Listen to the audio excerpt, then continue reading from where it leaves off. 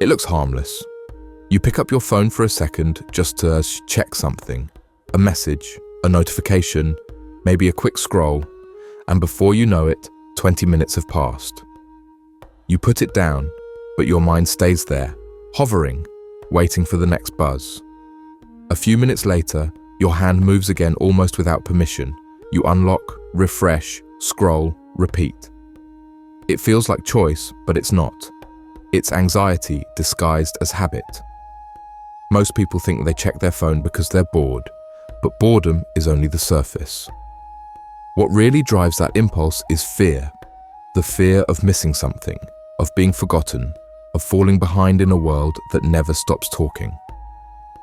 Every notification is a promise of connection, a digital heartbeat that says, you still matter. Every silence feels like rejection, like the world went on without you. We tell ourselves it's just convenience, that it's normal to stay up to date. But the truth is, most of us aren't checking for updates, we're checking for reassurance. Reassurance that we're still visible, still included, still remembered. The mind that can't stop checking the phone isn't addicted to technology. It's addicted to relief. That momentary calm when you see a message, a like, a notification, that's your nervous system exhaling. For a few seconds, you feel connected, certain, safe. But then the calm fades and the tension creeps back in. So you reach again, hoping the next scroll will bring another small hit of peace. Psychologists call this intermittent reinforcement, the most powerful form of conditioning known in behavioral science. You don't know when the next reward will come, so you keep checking, and the uncertainty makes the behavior stronger. The brain starts associating checking with relief, noticing silence as threat. That's why you feel restless when your phone is face down. It's not just habit, it's the nervous system's version of withdrawal. You see, the brain evolved for scarcity, not overload. Thousands of years ago, we lived by patterns of waiting, not constant input. Our senses were tuned to track rare signals, footsteps in the grass, a distant voice, a flicker of danger. Now we've built a world where signals never stop, and our nervous systems haven't caught up. So when the flow pauses, the body panics. Stillness feels wrong. Silence feels unsafe. The brain whispers, check again, something might have changed.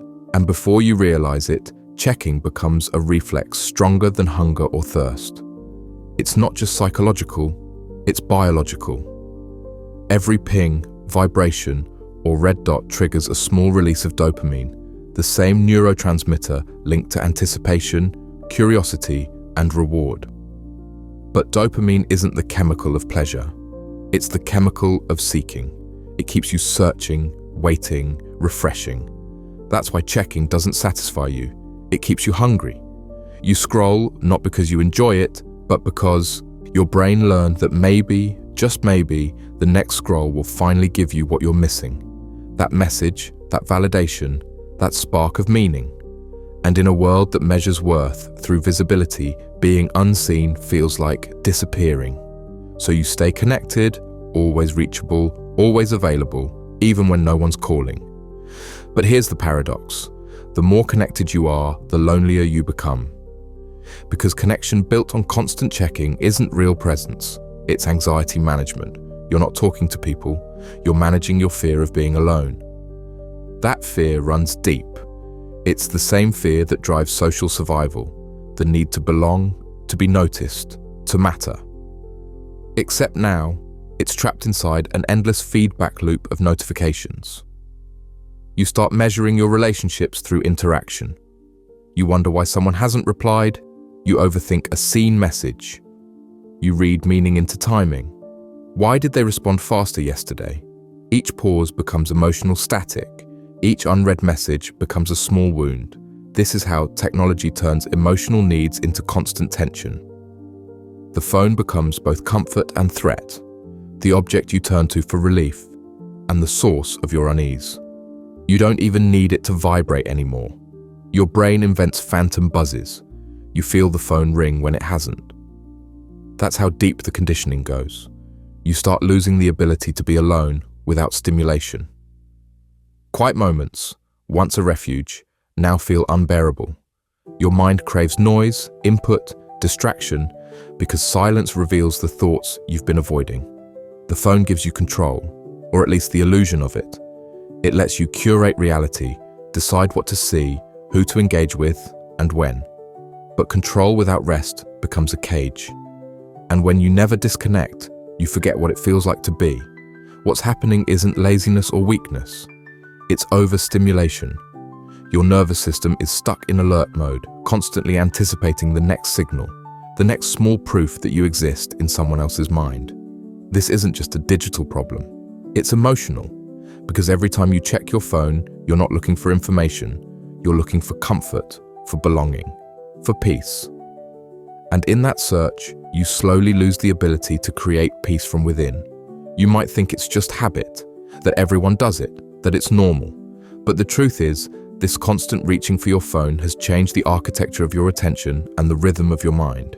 It's not just something you do, it's something that's being done to you. Every design choice in your device is built to exploit your nervous system. The colors, the vibrations, the infinite scroll, none of it is accidental. Each is a hook crafted to keep your mind on the edge of anticipation.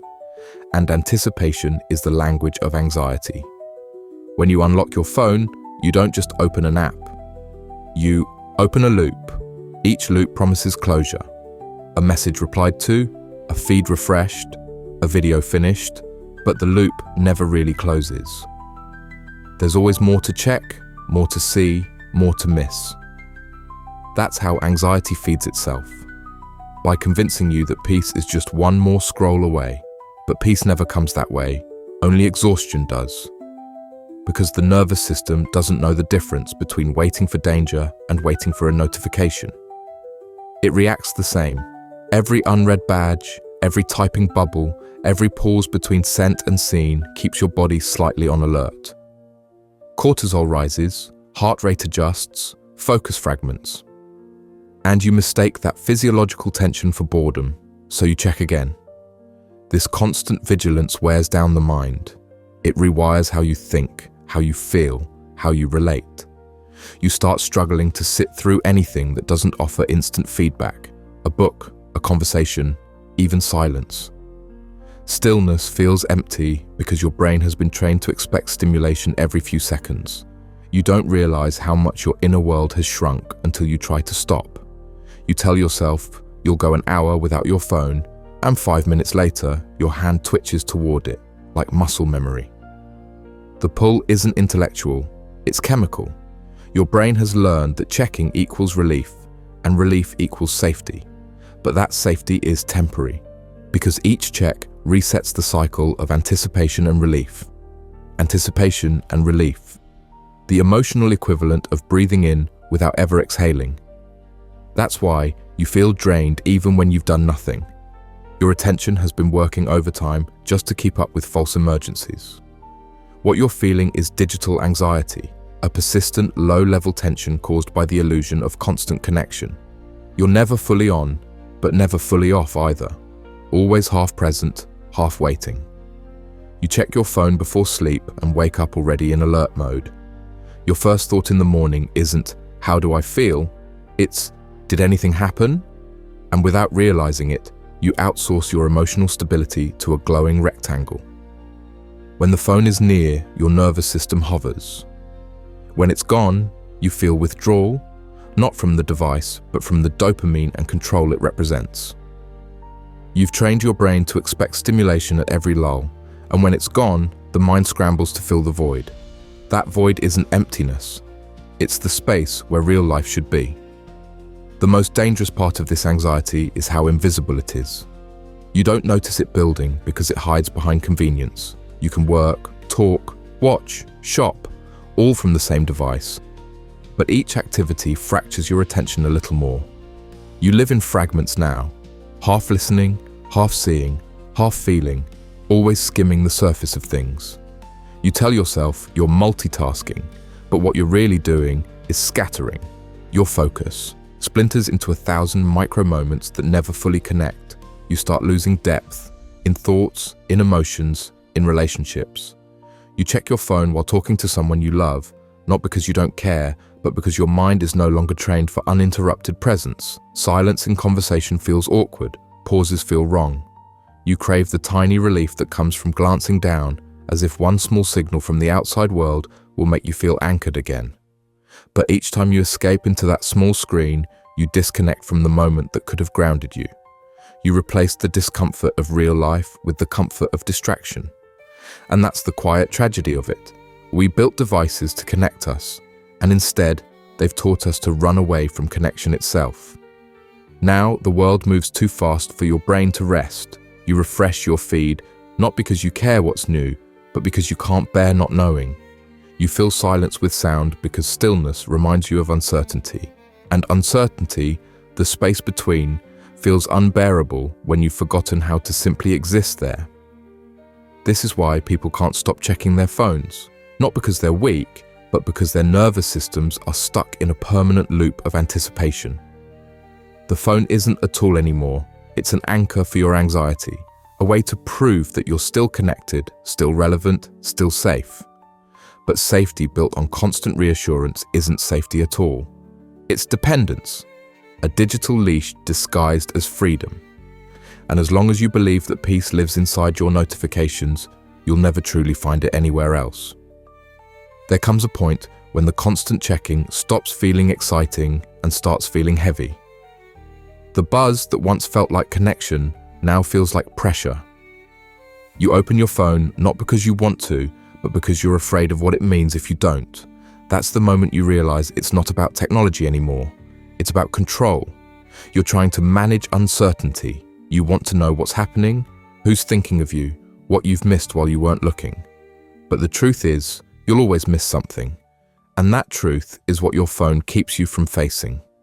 The addiction isn't to the device, it's to avoidance. You use it to escape silence, to outrun the discomfort of being alone with yourself. Because silence isn't empty, it's full of everything you've been suppressing. The fears you never addressed, the questions you never asked, the grief you never felt. Every vibration gives you a reason not to listen to those things. Every scroll numbs you for a little longer, but eventually, the numbness spreads. You start to feel detached from your own emotions, from your own life. Everything becomes noise, loud, fast, meaningless. The cure isn't deleting your apps or throwing your phone away. It's learning to be still without needing proof that you exist. It's retraining your nervous system to find peace in quiet. That starts with awareness. You begin noticing the impulse before you act on it. You feel the twitch in your fingers, the subtle urge to reach for the screen, and instead of obeying, you breathe. That pause, small as it is freedom. For the first time, you're choosing. Over time, you start replacing the habit of reaching outward with the habit of returning inward. You learn to ask yourself, what am I looking for right now? If it's connection, call someone. If it's boredom, sit with it. If it's loneliness, name it. Because the moment you name it, it loses power. Most people fear silence because they mistake it for emptiness. But silence isn't a void. It's space. It's where your mind finally has room to breathe. It's where real ideas, real peace, real emotions surface. Your brain wasn't designed to be on call every second. It needs rest. Not just sleep, but cognitive stillness. Moments where nothing demands your attention, where your thoughts can wander, connect, and settle naturally. That's when creativity returns. That's when anxiety loosens its grip, because anxiety feeds on noise and silence starves it. Eventually, you stop needing to check your phone to feel alive. You begin to reclaim the slow beauty of existing without constant proof. You notice how time feels different when it's not being measured in notifications. You realize that presence isn't about recording the moment. It's about being inside it. You start doing simple things without turning them into content. Walking without headphones, eating without screens, talking without glancing down. And at first, it feels strange, even boring. But then you start to feel something you haven't felt in years: calm. You begin to remember what attention feels like when it belongs entirely to you. Not scattered, not divided, not borrowed by the world, just yours. That's when the phone becomes what it was always meant to be, a tool, not a tether.